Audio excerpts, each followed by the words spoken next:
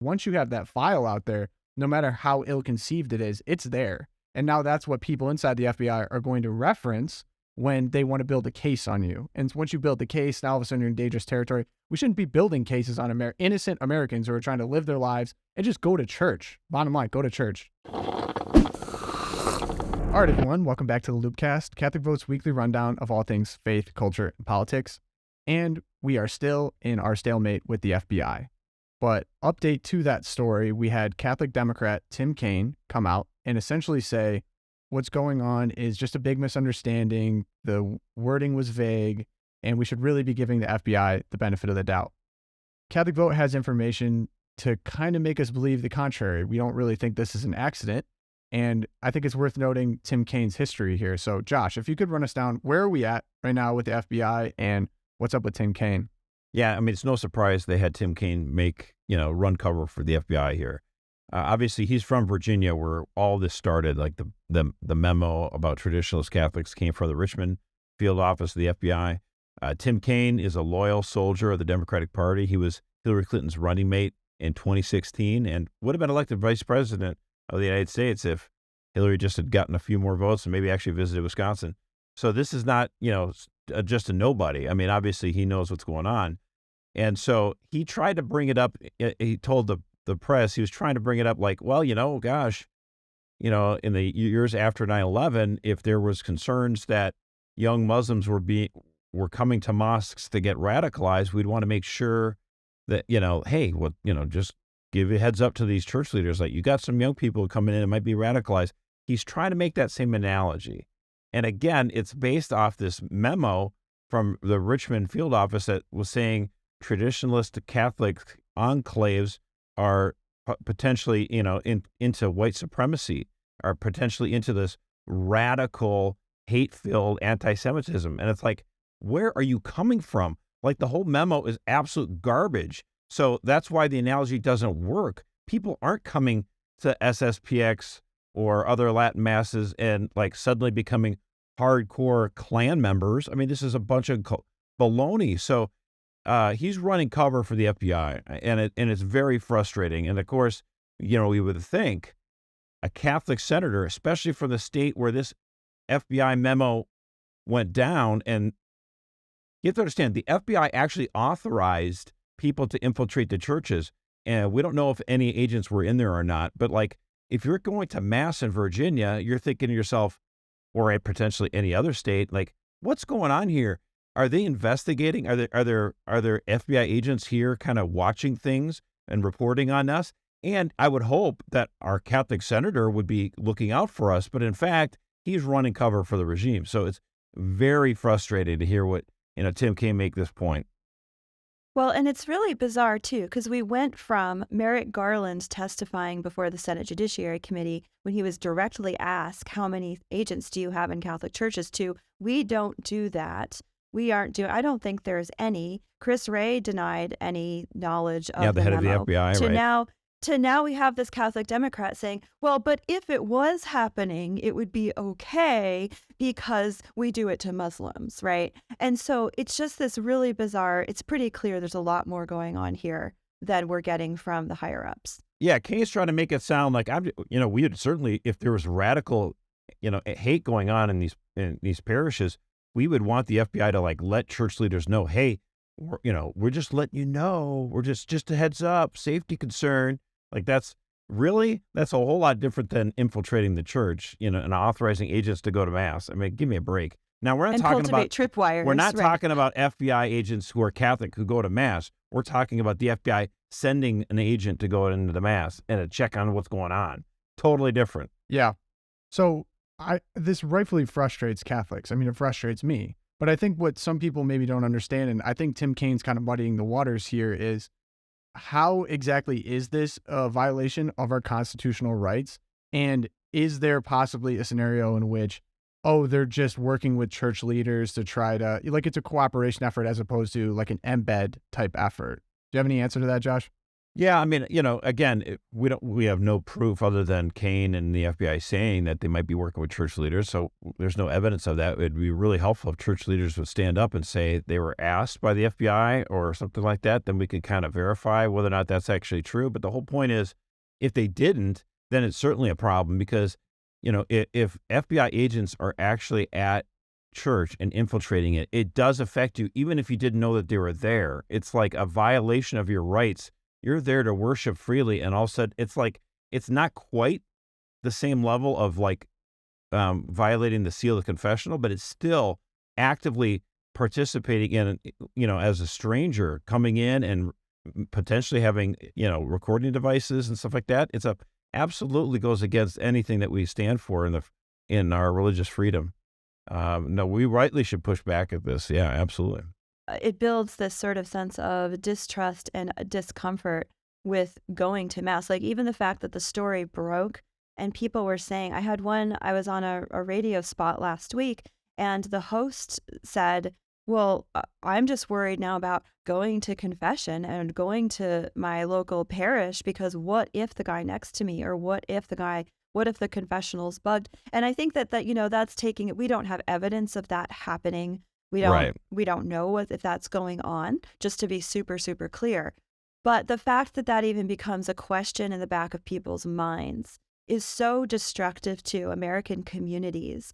And for the FBI to be targeting communities of Americans based on religious affiliation is absolutely a violation it's an overreach of their power and what they've been deputized to do. Now think of this. If the INS were going into parishes to check the immigration status and legal status of parishioners, I think Catholic bishops would rightly freak out and say, "Oh, they would rise up. You have no authority to do such a thing." But then why are they just allowed to come in and snoop on us based on some memo that you wrote? Like, give me a break. Catholics need to be a little bit more up in arms than they are about this. I feel like, people are like, oh gosh, government overreach. That's a little crazy. Maybe that doesn't sound right. It's like, you should be a lot more upset. Has there been any sign that Catholics have done anything to deserve anything near this? Heck no. Give me a break. Yeah. And I've heard it described as it has a chilling effect on our First Amendment right. Like no one should have to question. There is a stifling involved with the fact that you could be being surveilled on when you just want to express your religion freely, to express your worship freely. No one should have to feel like they're being spied on at all times. I mean, we've almost kind of been beaten into a expectation to be spied on at all times. I think the Patriot Act has really contributed to that. Actually, just recently, the FBI was found to be violating American rights over the Clinton email scandal. They were looking at emails they shouldn't have been looking at. People always kind of have in the back of their head, someone might be listening to your phone call. Those are all things that we should be angry about and rightfully should be angry about, but have just kind of gotten accustomed to a level we're of that. desensitized to it. I don't want to get to a level where and this is what's frustrating to hear from Tim Kaine. It's like, it's making it normalized at the highest levels. This should not be normalized, period, point blank. No one should let this go unannounced. And here's some reasons. So I looked into the history of the FBI on chilling the First Amendment, and it's happened on both sides of the aisle, Republican, Democrat, religious people, non-religious people, pretty much everywhere. But one that really stuck out to me, and I just kind of went over refresh. Many of you may be familiar with the Ruby Ridge situation. And what I found interesting about that was there was a man, Randy Weaver. He served in the Army, and he was, I want to say he was a Green Beret. He was somewhere in Special Forces, came back, essentially just wanted to live a life off the grid in Idaho in his cabin with his wife and 2 kids. And so he had some type of a gun registration problem. And the first thing that the FBI did was, as soon as they saw this problem, they're like, oh, let's look into his history. And they saw, oh, wow, that's a lot of time being in Special Forces. This guy might be dangerous, so we need to go surveil his property. So they sent FBI agents in ghillie suits. Ghillie suits it makes you look like a tree. It's what snipers use to disguise themselves. Crawl up, surveil the property. Unfortunately, Randy Weaver's son was out on the property, and he had a gun and his dog. Of course, the dog sniffed out these FBI guys. Son takes a shot, kills one of the FBI agents. Obviously spooked, because there's men in ghillie suits on your property, and one of the FBI agents shot and killed his son. As soon as they saw that, now all of a sudden Randy Weaver barricades himself in the house. We now have a national crisis. It's on the news. They're barricaded inside their home, obviously not wanting to come out because these FBI agents shot his son. And so, unfortunately, before it was all said and done, his wife was actually shot and killed by a sniper while holding his child. And he eventually was convinced by a former superior in the army to let himself, come down, give himself up. He eventually comes back and sues the FBI, wins, of course, because none of this was justified.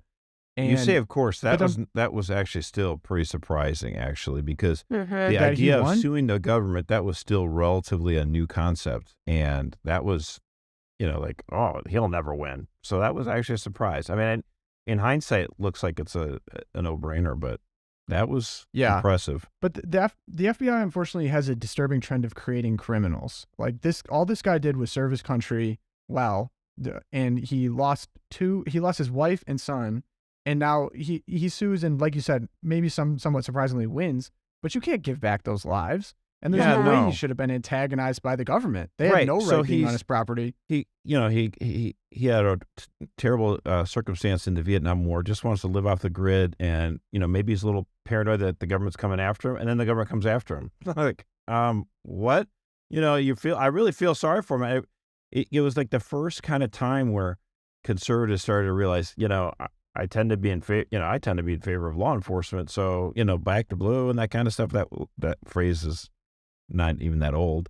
But the sentiment was still there to support the military, to support law enforcement, and the FBI. You would assume doing mostly good things, and then something like this happens, and it did kind of open the eyes of a lot of conservatives to think, gosh, maybe it's not so and good. to a much lesser extent, in our own time, the issue with Mark Houck last fall. I mean, seeing that happen, hearing the accounts of how they had their guns out, and they're just taking him out of his house in front of his kids, that another red pill moment, right? Like Ruby Ridge was obviously more extreme because people died.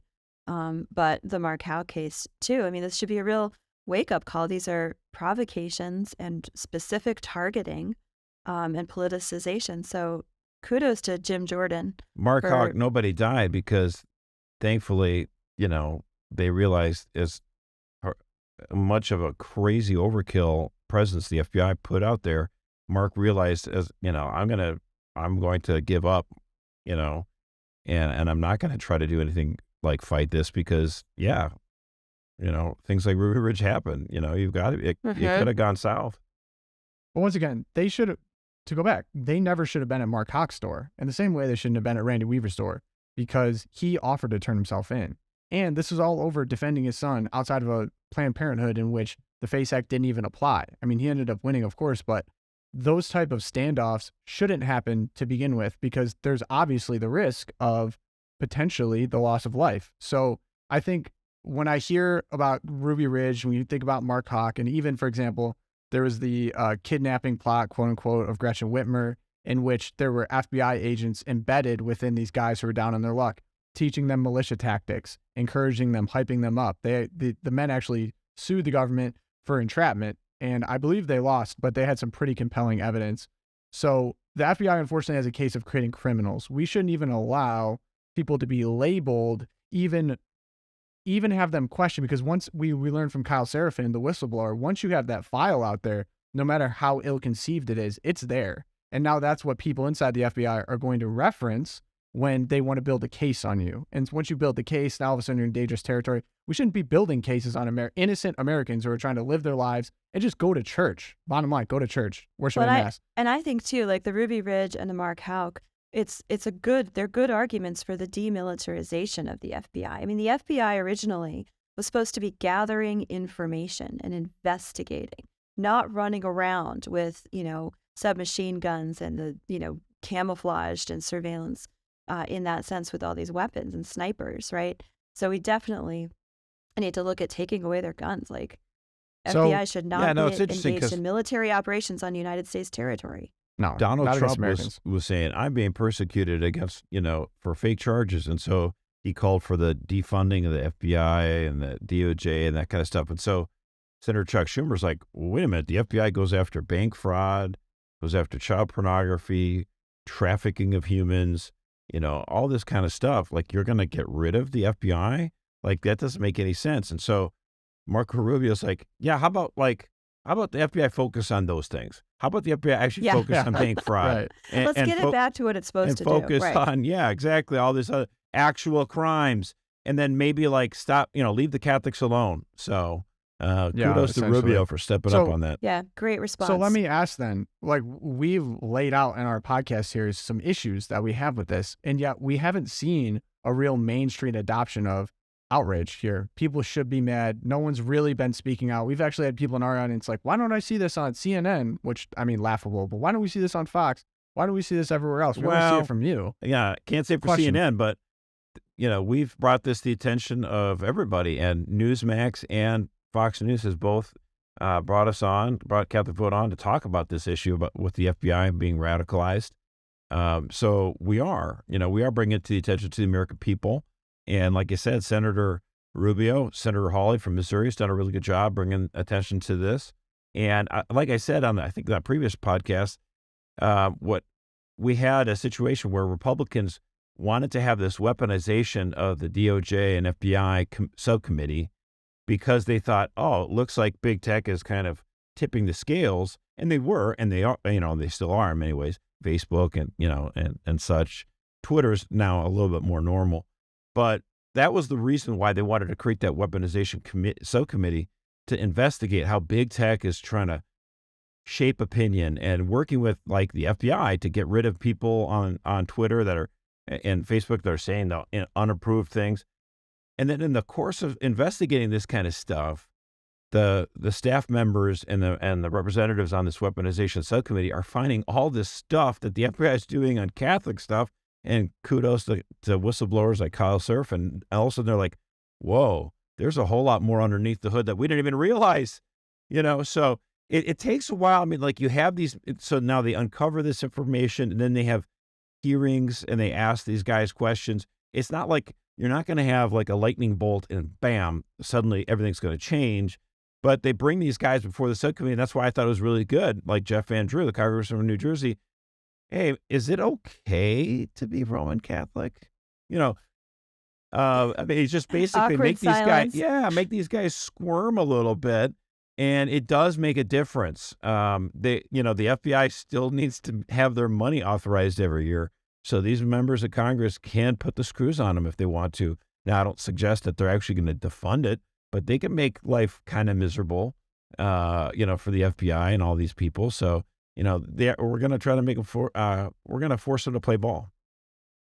Yeah. And so just before we move on to the next segment, where are we? This episode is going to be released Thursday. Where are we in terms of our FOIA request, Freedom of Information Act request on the FBI information regarding Catholics? Yeah. I mean, the FBI is running out of time and, we're expecting a response any moment. They're either going to give us some of the information that we want. So far, we have not received one page of material regarding this.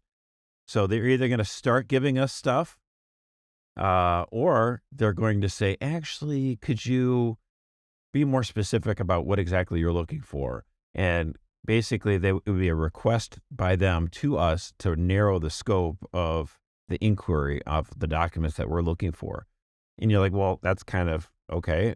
What's that mean? Well, if they do that, and I actually suspect that they will, what that's going to do is reset the clock. So I'm just going to let our loopers know we might have another month of this, and not even a month. Technically, 30 business days is more than a month. So this is a long process. When there'll be a bunch of other stuff that'll go through the news, but we're going to stay on this like a bloodhound. So, if it takes another month and a half or so, then it's going to take another month and a half. But if they keep doing stonewall delays, we can still sue even then. So, we're not going to give up on this anytime soon. Yeah, that's great.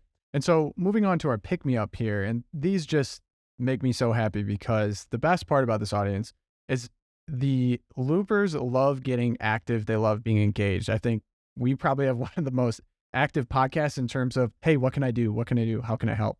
And so we actually started this campaign called Hide the Pride last year. We got picked up by plenty of news outlets that weren't a fan of this, but the intention behind it, there's tons of pornographic filth in public libraries, specifically in the name of pride and inclusion. we're talking about the most graphic of graphic, disgusting sex acts in books, and it's all on displays. These displays are right in your face as soon as you walk into the library, and children, they're on eye level with young children that they're being given to, encouraged to check out. And so we decided, we're not going to do that, and we want to be a part of it. Sorry, what were you saying, Josh? Well, it's just like one of the things that basically is for kids. So a lot of it's illustrated, they're cartoons. It's graphic novels. So it's not actually obviously it's pictures disgusting. of anatomy, but my point is with the words and the cartoons are still extremely graphic. It's like X-rated stuff. It's the kind of stuff you would see in Hustler magazine or something like that. It's just raw, rough, nasty stuff that in any other context, it would not be appropriate in the library for anyone, because we would not want that kind of stuff in the library at all, and then that it's targeting 6-year-olds is absolutely perverted. In a just society, it'd be a felony because it's the distribution of pornography. Just society, that all being said, in a fire and burn it. Like, oh, you can't burn books. Can't burn books. It's not a book. It's pornography. It's it drives me crazy. And so people may be asking, Tom, how is this a pick-me-up? Well, we had people go take these books off the shelves, keep them for the entire month of June, and then hand in a letter basically saying, we take issue to this. And it was a really successful campaign. We plan on basically reiterating it this year, but we got an email in on someone that really had a great idea. So Erica, could you run us through what happened and, our hero for the month here at the Loop?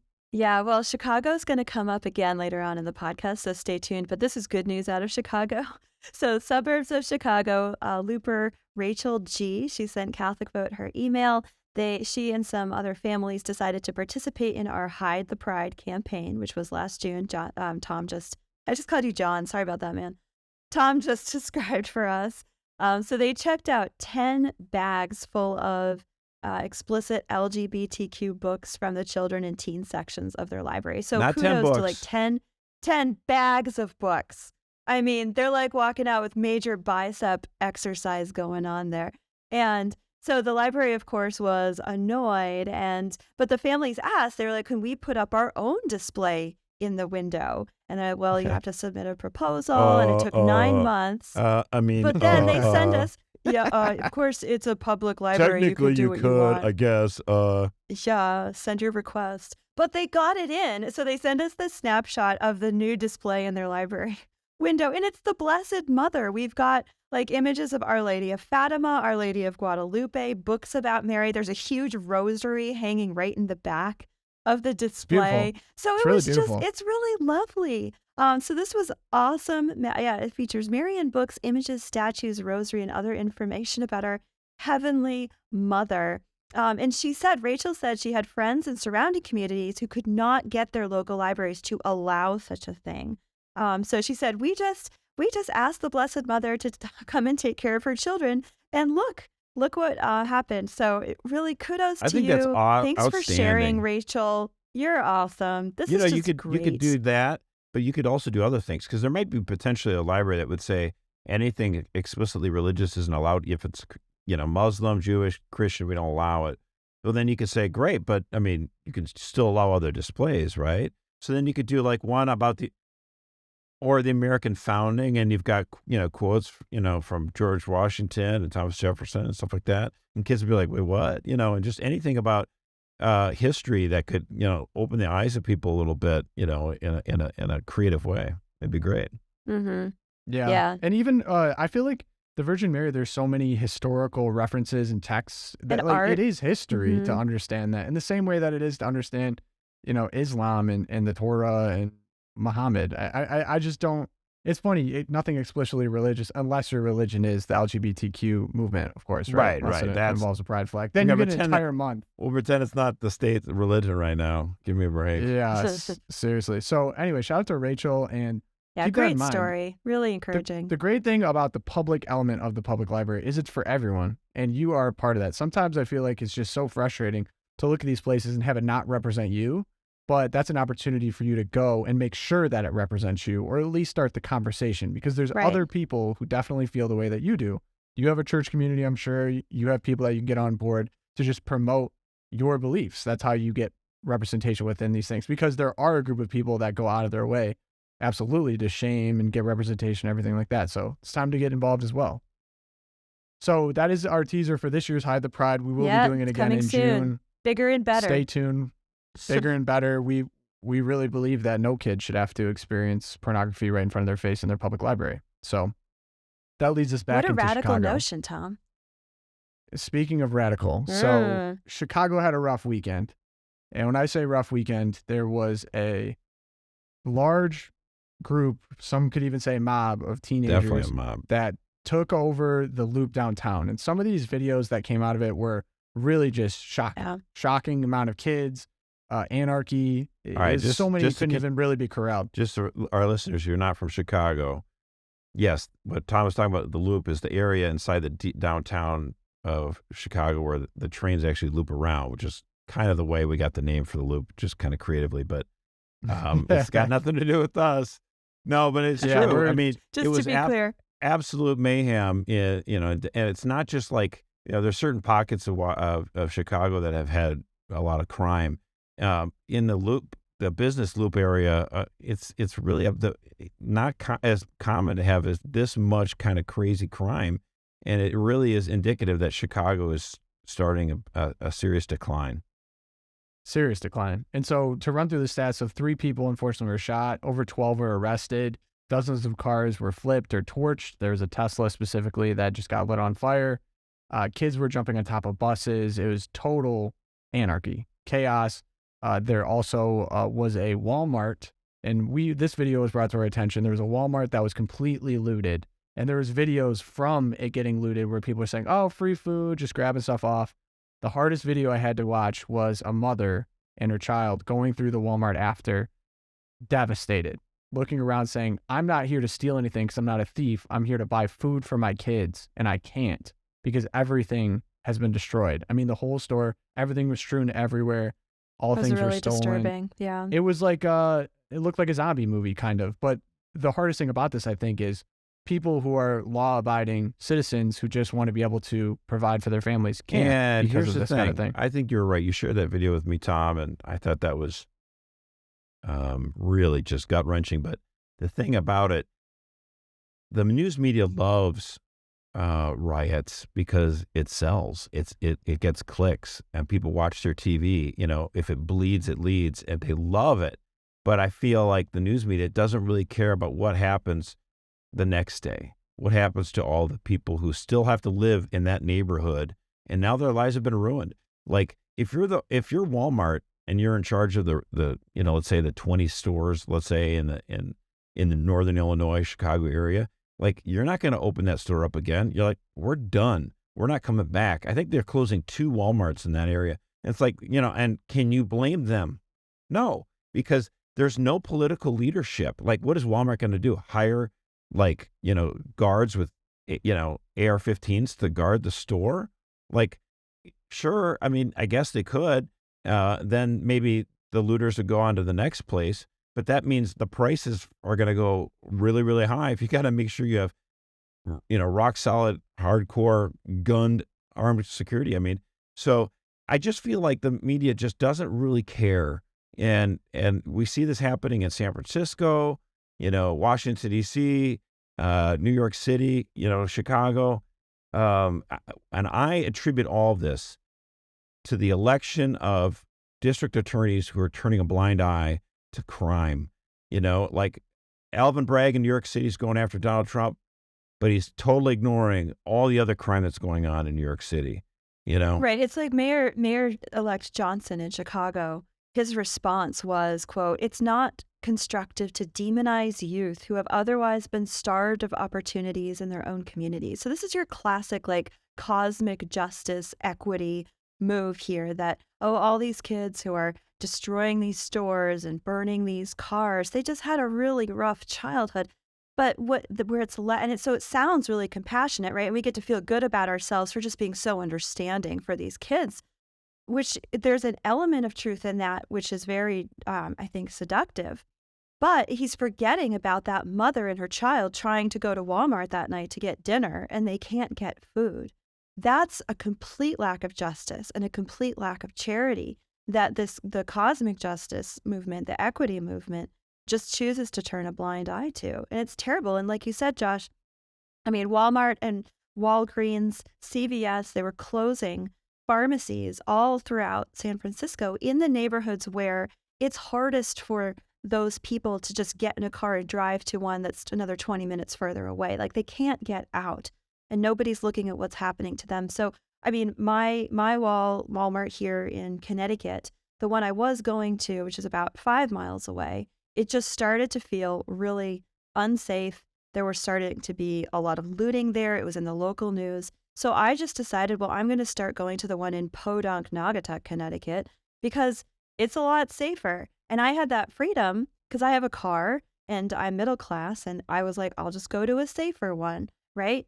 But what about all the families who like walk to the Walmart in Wallingford, right? They don't have a choice about, this one has looting now. There's obviously drug deals being done outside the 2 front doors.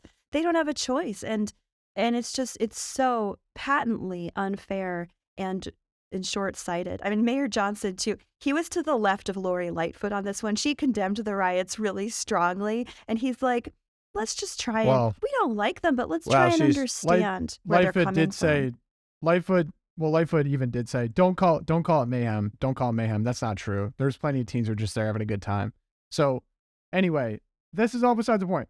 Let me try to reel it in here, because we talk about how bad it was, till the cows come back. But what is the solution here? Even if it's a long-term solution, how do we address the symptoms of this problem to start improving our communities here in America?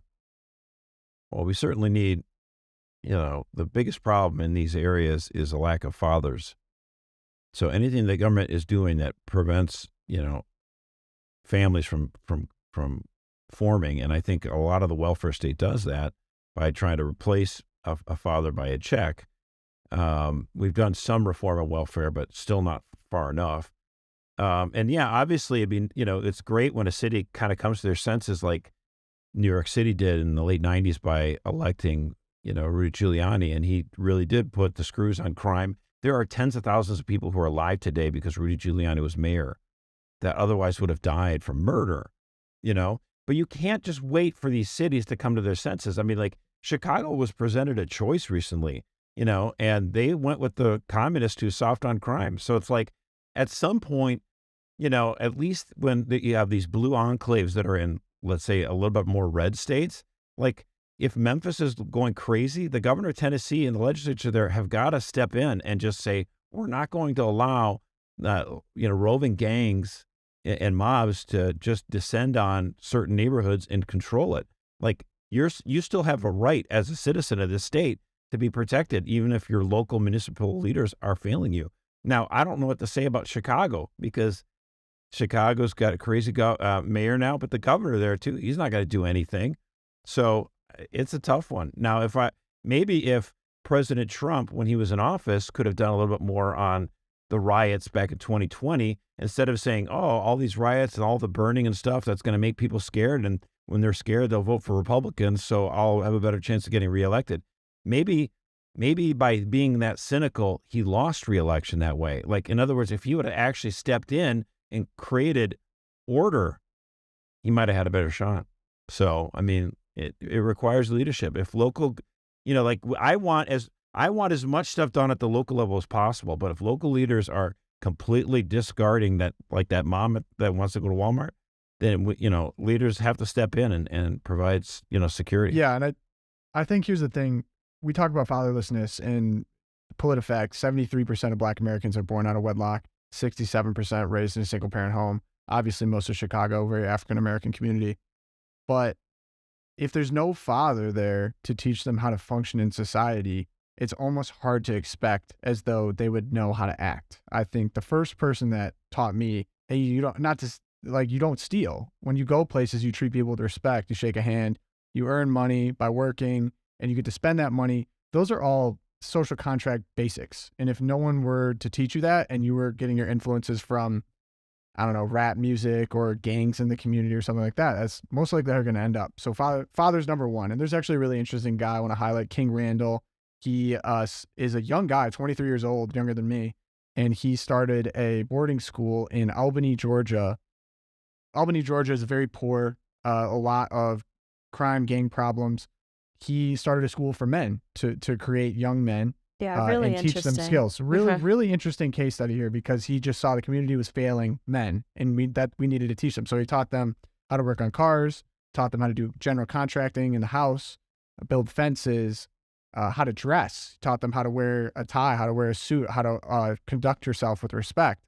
And he's already seen just an explosion in terms of interest in this, and so many good positive stories of young men becoming men, partially through this training and instruction, to then go out and start their own businesses, to be able to bring in money for their own families, because he took them out of the opportunity where they're idle and just could get sucked into gangs, things like that. So I think more things like that are going to be positive. But then the second part is, if that's failing, which unfortunately it is right now, you need strong leadership from the political level, no doubt. There's no such thing as a soft on crime policy in a place that's safe.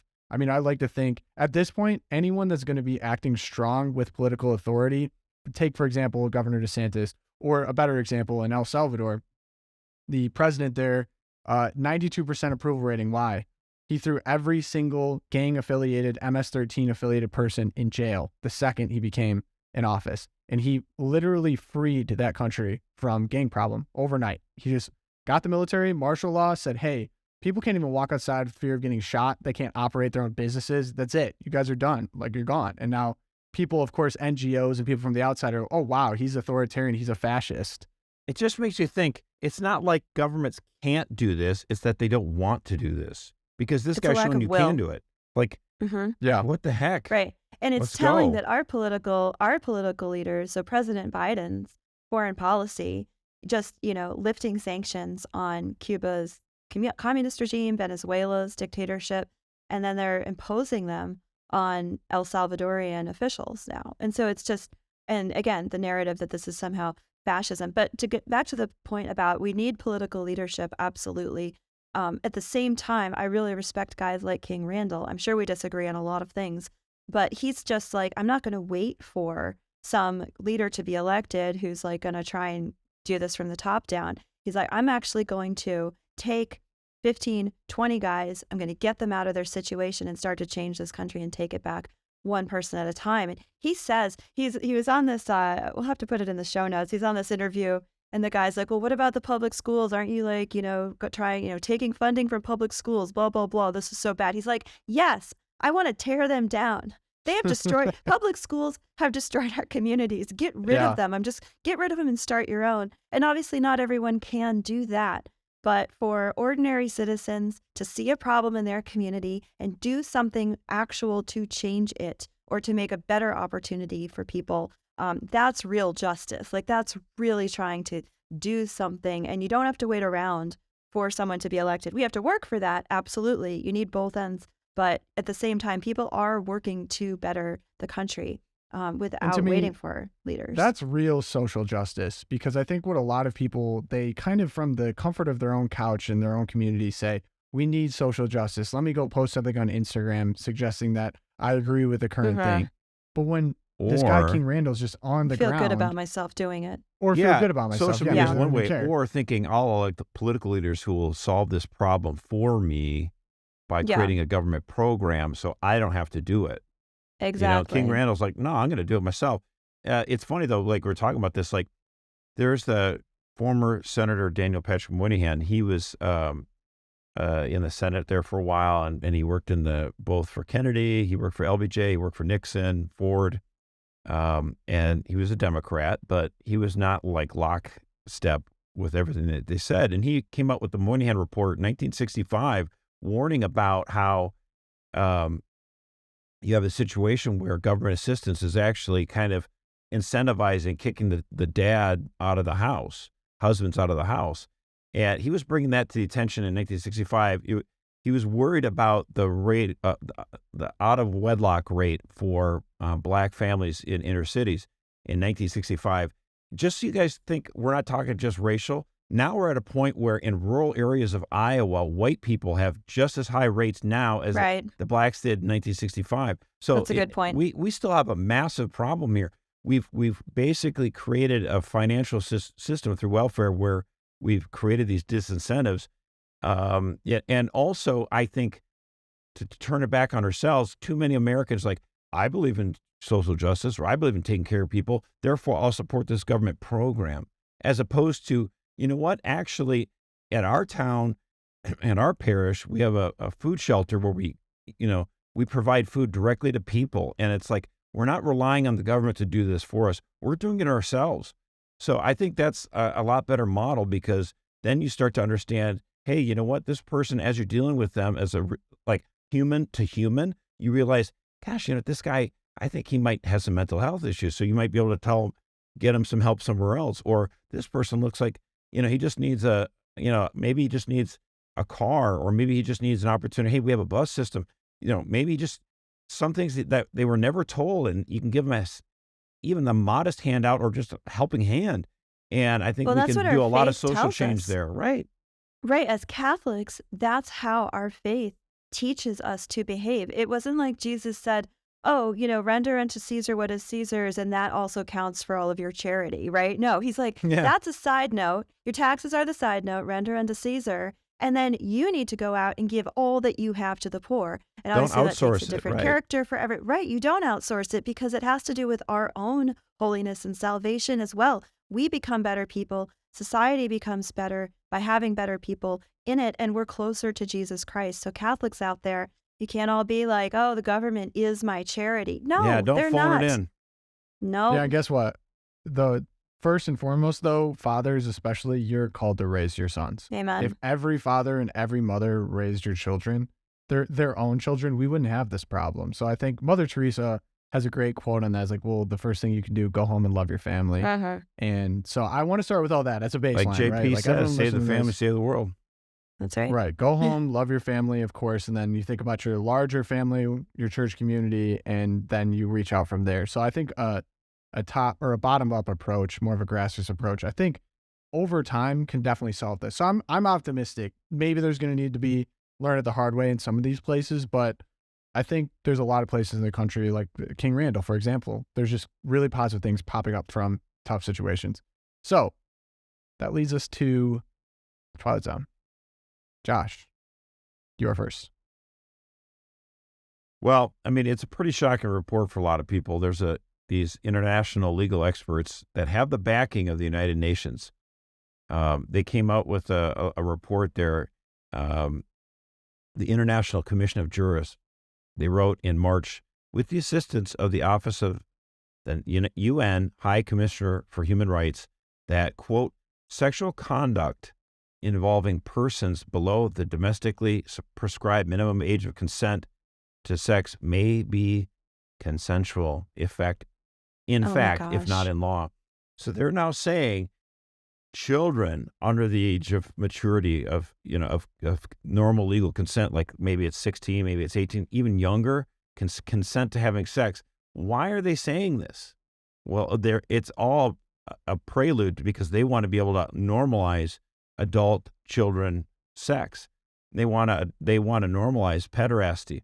And this is the point some other people have made. I saw a commentator, Allie Beth Stuckey, was talking about how a lot of the trans stuff, the idea is if you're 7 years old and you're able to convince your parents and the society and your school that, hey, I know I was born a boy, but I'm actually a girl. I can make lifelong decisions about my sexuality.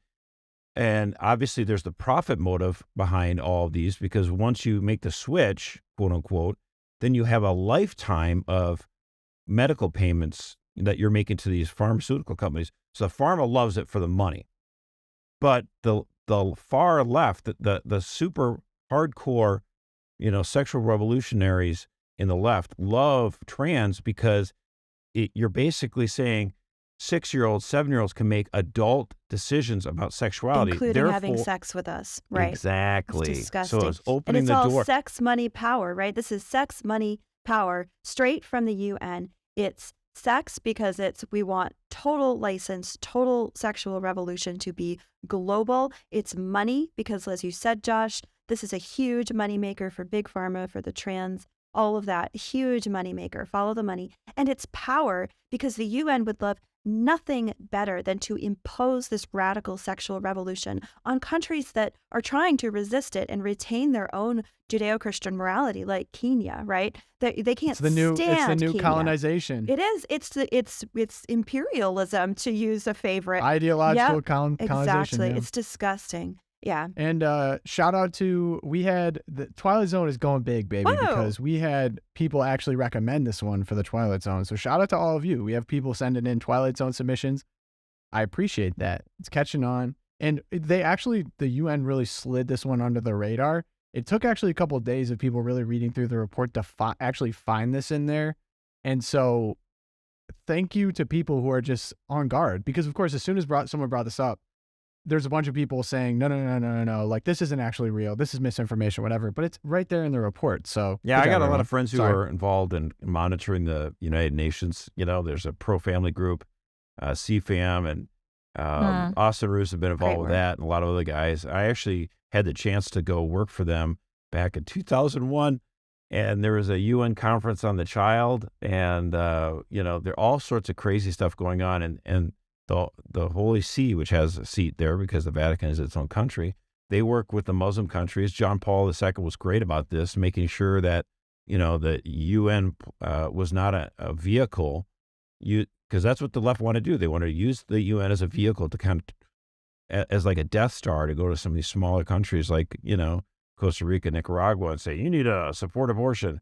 And now this is the next level. You know, they want to endorse the trans agenda, say kids can have sex, you know, and can consent to it at a very young age. It's demonically evil, and we need to fight it. 100%. I agree. Erica, your Twilight Zone. All right, here we go. This week in the United States military news, I've been doing a deep dive trying to follow Senator Tuberville's work to combat the abortion industry infiltrating the military. And this came up this week, though.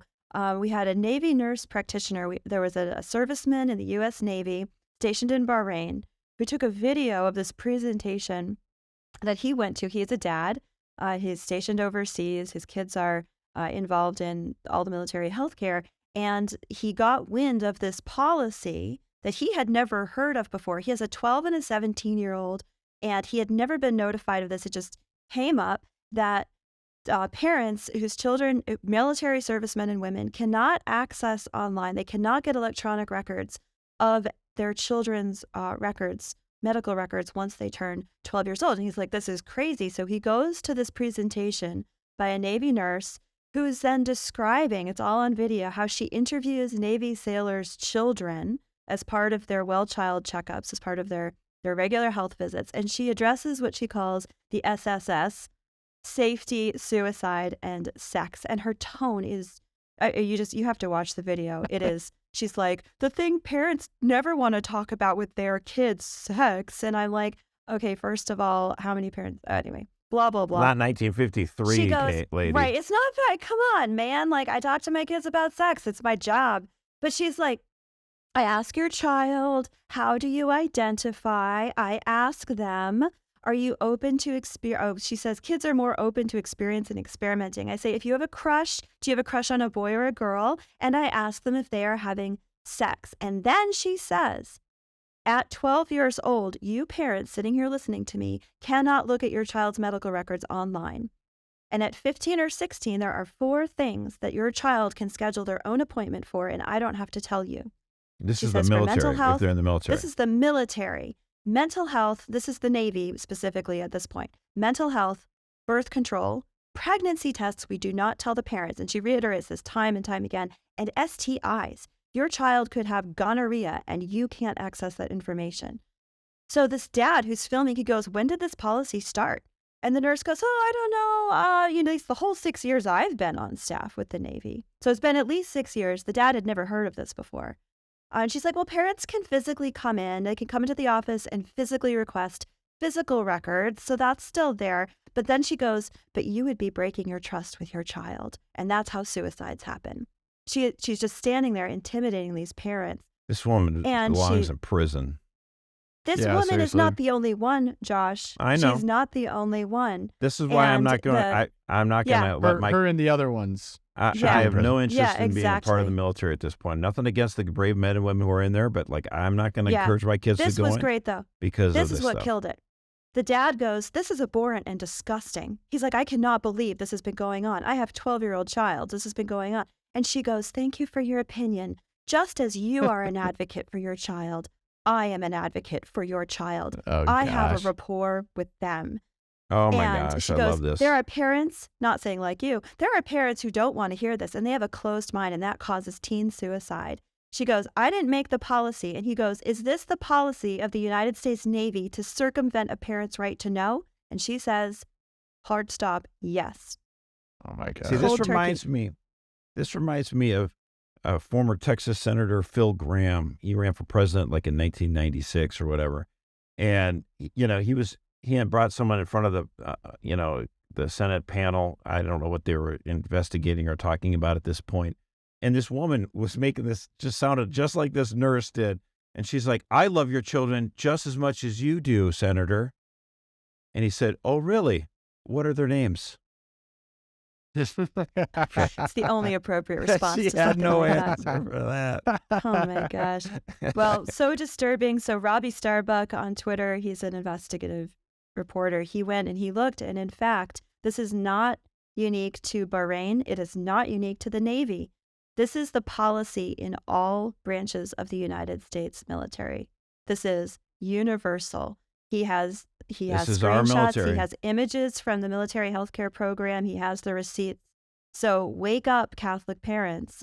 This is what your kids are going into when they join the military right now. It is disgusting and abhorrent. Yeah. And I Twilight. wish that I wish that I could say that they like taking care of them after they retired from military service, but that leads me into my Twilight Zone, unfortunately. So, yeah, kind of a interesting, it's all interconnected moment for me. I was listening to some research on Ruby Ridge. I was just kind of going back over it, and I found a clip from the Joe Rogan Experience, as I am a listener, and he had this guy on, Mike Glover, and so Mike Glover is one of those guys when he talks, you listen. I don't know how else to describe it. He's just a no-nonsense, direct with speech, just fire you up type of guy. I put him in the same category as maybe like Jocko Willink is another example, or David Goggins type. I mean, they're special forces. They were special forces for a reason. They're just total top 1% of 1%. So he served as a Green Beret sniper in the military for 20 years, saw 20 years of combat. Crazy. So he gets out of the military and talked about how he really struggled finding a sense of purpose, as I'm sure a lot of service members do, because when you're in the military, everything's so clear what you're there to do, right? You're there to get the bad guys, take them out, do so with your team, get them out safely. And so he did this for 20 years. I mean, he was very familiar with this. So he's looking for his tribe, his people. And so he decided he wanted to start a company. So he starts this company called Fieldcraft Survival. I don't know if anyone in the audience is familiar with this, but it's essentially, it almost gets bad connotation, but it's a modern version of prepping. So all those doomsday preppers, when the sun goes down, it doesn't come back up, they want to have something to do. He kind of thought of this as, I have all of the training to survive, even in case of natural disasters. So say there's a hurricane, I could teach someone to survive that, or I could teach someone how to can and jar food in case, there's a food problem. And so he starts this company while this is going on. This is in 2020 there was in Seattle, there was a zone in Seattle in which there were no laws being enforced, which was just a crazy thing to hear said out loud. But for someone who is trained in prepping, he's like, in America, there's a place, there's no laws being enforced. He's like, if this happens in my community or any community for that being said, we need to have a contingency plan. And by the way, so it wasn't a libertarian paradise, okay, people? No, it's No. Seattle, Washington. Look it up. Pretty scary. Yeah, you can look it up. It was unbelievable. So I can see why he wanted to start this. It's called American Contingency. It was a Facebook group. And it was basically in case something was happening in your community, it would be a group of people that could depend on each other for safety and for help, just people who were all in the same boat. And so he starts this and doesn't think much of it after that. And then he starts this Fieldcraft Survival company. So as he's talking to Rogan, he went down an almost unbelievable, if I had not been doing all this research story, but he actually was labeled as a domestic terrorist. And you might want to ask, how could he be labeled as a domestic terrorist? So a video from his company was on Facebook, and it was of someone teaching someone how to can and jar. So I don't know if we got any canner jars out there, but my grandma canned peaches is pretty cool. Shout But out to the homesteaders. Is your grandma a domestic terrorist, Tom? She could be lumped in, unfortunately, Because she's canning and jarring. She's we canning crack and a jarring. joke, but our government is just unmoored from reality. It's just This comes full circle with what Twitter revealed about FBI involvement in social media companies. And so the FBI reaches out to Facebook, or the other way around, I can't remember. They're like, oh, we need to flag this guy as a domestic terrorist because he could be contributing to militia activity. And so what's the first search after that? It's very similar to Ruby Ridge. First search is, well, who's this guy? Mike Glover. Oh, he served in the military for 20 years as a Green Beret sniper. Oh, this guy's dangerous. So they label him. He had his company Shopify completely taken down. So now he has no way to keep his business going. He was getting articles written about him. He said it almost felt like ChatGPT were writing them. They were honestly like convincing and complete, in which if someone that didn't know him read it, they'd be like, oh yeah, this guy's totally a domestic terrorist. So this was all going on at the same time. He mentions our guy who we had on the podcast, Kyle Seraphin. Please go listen to that episode. It's super interesting. This another guy who just fires you up when he talks. Kyle Seraphin, for those who don't know, was the whistleblower within the FBI that revealed that they were tagging Catholics, the radical traditionalist Catholics in Virginia. And so he said, Kyle Seraphin let him know, hey, this is how it happened. This is the file they have on you. And he went and dug into Facebook. Mike did. He had a friend in Facebook who said that Facebook India had a file on him, and his account is still flagged as domestic terrorist. And there's no way that he could get that unflagged as domestic terrorist. They said in order for him to get unflagged, he had to prove that he wasn't at the January 6th riot. He had to prove that he was somehow not there, which of course he wasn't. And he's like, but I don't understand. How could I prove any more than I have? I wasn't a part of that. Like, we as an organization disavowed it. We said we weren't there, but that's not enough for these people. My gosh. And so he still is on this watch list. He was able to keep his company going by other means, but he's like, yeah, this is a reality for Americans. This is what the FBI is doing to American citizens who, in his case, put in his time, served their country, served his honorably, country, and now is out trying to just live his life, be an entrepreneur. And he said his mom, who has a nail salon in North Carolina, had her account taken down because it's associated with him. She made a post saying she was proud of him for his company. Her account got taken down, so now she doesn't have her nail salon account. Unbelievable. It's like, don't talk about Twilight Zone. Like, these are Americans, guys. Like, these are terrorists. And then he was talking about how parents were labeled as domestic terrorists through the school board thing. They're treated on the same level as the Proud Boys or as real militia groups. Now, people that were going to these school boards and protesting, their kids being served up filth. Or, it just goes to show you, though, like with the school board so. stuff, how terrified the left was that there would be conservatives acting up on a local level and rising up and defending their children and trying to get involved in local elections. I keep saying this. I think for so long, the political leadership on the Republican Party has not been representative of the people. And, a lot of conservatives, like, I send someone to Washington and then they become a total liberal. They become part of the regime. They become a rhino. But then when conservatives are like, maybe I should get involved in my local government. Maybe I should run for the legislature or school board or city council. And that terrifies the left, as we can see with this, they're mobilizing the regime. Like, they freaked out, like all the school board associations, like sending a letter to the attorney general. You got to do something about this. You got to call these guys terrorists, basically. Yeah. Mm-hmm. So you know what? Mm-hmm. Hey, we need people who stand in the gap. It's good that Mark Houck was there at the Planned Parenthood. It's good that parents were showing up at these school board meetings. And you know what? This is the only way you're going to change America, really, getting involved in the local level. What can you do? Ask yourself this, listener. What can you do on a local level to make a difference? I'm involved with CatholicVote, but I also help out at my local Catholic school. What can you do on a local level to make sure that, we're fighting back, we're pushing back? Yeah. So shout out Mike Glover. Shout out Kyle Seraphin. I mean, these guys are just truth to power. And Also, shout out Joe Rogan. Joe Rogan had him on his show. He's got the biggest show in the world. Like he has everyone and everyone on. I'll do a whole episode on how important Joe Rogan's been for free speech and media transparency, but I'll spare you of that right now. This has been this episode of the Loopcast. So if you are ending this episode and you're disappointed, we actually have a coworker that, shout out Josh. He really loves the Loopcast. He's like, when it ends, I just wish that there was more. I wish we did more. Well, we added bonus episodes. We just interviewed personal hero Riley Gaines. That episode is the one before this one. She's incredible story. We did a full story on her. Go check that one out if you want to listen to more content here. If you want to help us out, 5 stars wherever you're listening on goes a long, long way. Leave us a review, send in an email, and most importantly, share with a friend. If you feel like this is something that they would like or information that needs to be spread it as far as you can. We really appreciate it. And as always, we love you guys. We appreciate you. And we'll see you on the next one. Bye, guys.